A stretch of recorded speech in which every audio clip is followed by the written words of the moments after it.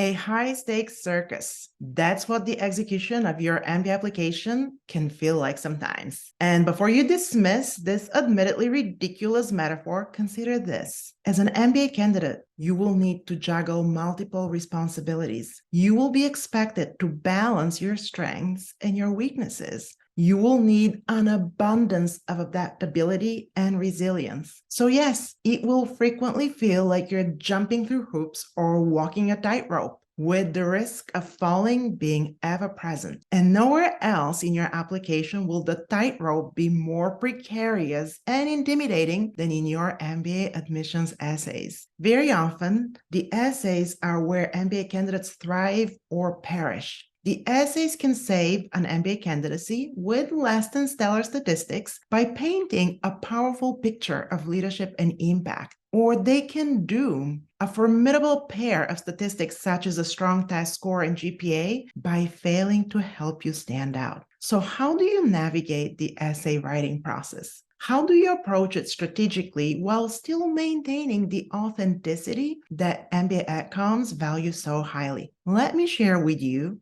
the critically important actions that the most successful MBA candidates I have worked with in the past have taken to create exceptionally meaningful MBA essays as part of their winning MBA application strategy. These steps will help you not only maximize your chances of success, but they will make the process more enjoyable for you.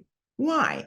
Because they will make it much easier to know what to write about. And knowing what to write about in your MBA admissions essays is frequently the biggest challenge for MBA candidates. And if you pay special attention to the last step in this video, you will be able to avoid one of the worst mistakes that MBA candidates make in their essays. It's an honest mistake that most candidates make inadvertently. So being aware of it will help you make sure you're not one of them. So let's dive in. Let's talk about these critical and simple actions you can take as you begin thinking of your MBA admissions essays. And the first among them is self-reflection. Now, I know you have heard this one before, but hear me out. I just returned from a week of meeting with the MBA outcomes at the very top MBA programs in US and Europe. And what do you think was the one quality they all, without exception, talked about wanting to see and that defined who is a compelling MBA candidate?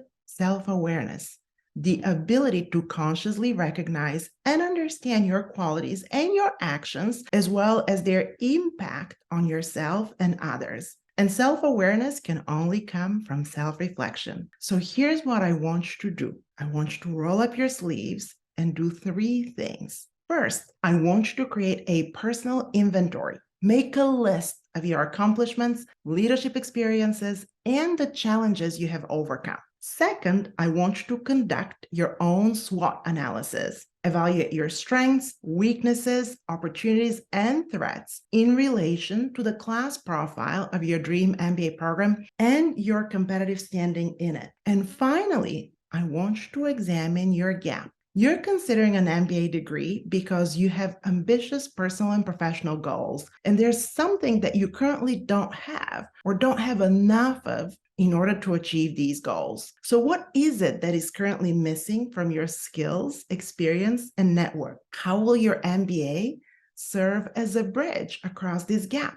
Second, I want to talk to you about impact. You may have heard me talk about the what and so what of an MBA admissions essay. Your impact has a lot to do with the so what part. What should the MBA admissions reader take away from your essays? Why should they get excited about your stories? But let's look at what impact actually means. Impact refers to the effect or influence you have had on a particular person, group, system, or situation. When we talk about impact in the context of your track record, it refers to the tangible outcomes or results that you have achieved through your actions, decisions, and contributions. Thinking about your impact in relation to your track record can be an invaluable part of your self-reflection. So here are the steps I want you to take. I want you to examine the following areas. First, what challenging projects have you pursued? Second, how did you play a leadership role in them,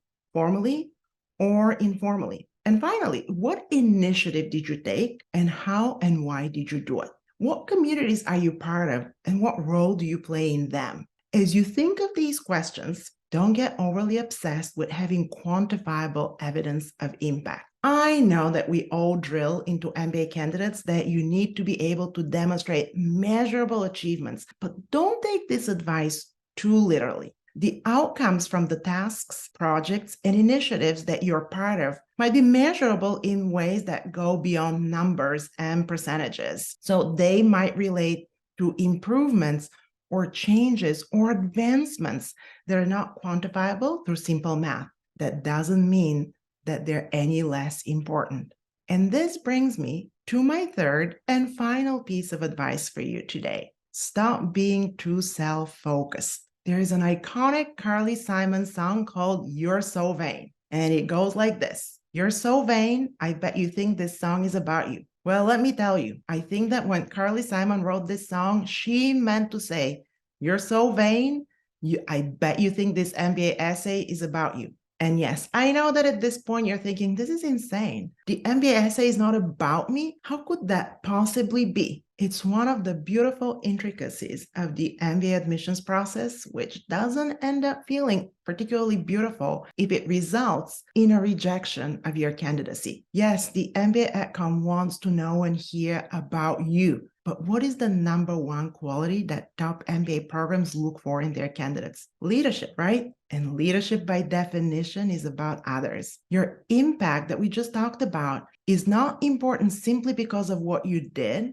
but because of the influence you had on another person, group, system, or situation. So when you write your essays, don't become overly obsessed with yourself. Don't veer too far in the direction of talking only about yourself. And if you find yourself doing that, go back to steps 1 and 2. So there you have it. These are 3 tangible actions you can start working on today in order to be a strong MBA candidate. And if you're applying this fall, you should indeed be taking these steps today. Through thoughtful planning and diligent effort, you can position yourself as a strong candidate and you can absolutely increase your chances of gaining admission to your dream MBA program. So remember, self-reflection, self-awareness, and a little less self-focus can be just what you need in order to become an MBA candidate who gets admitted.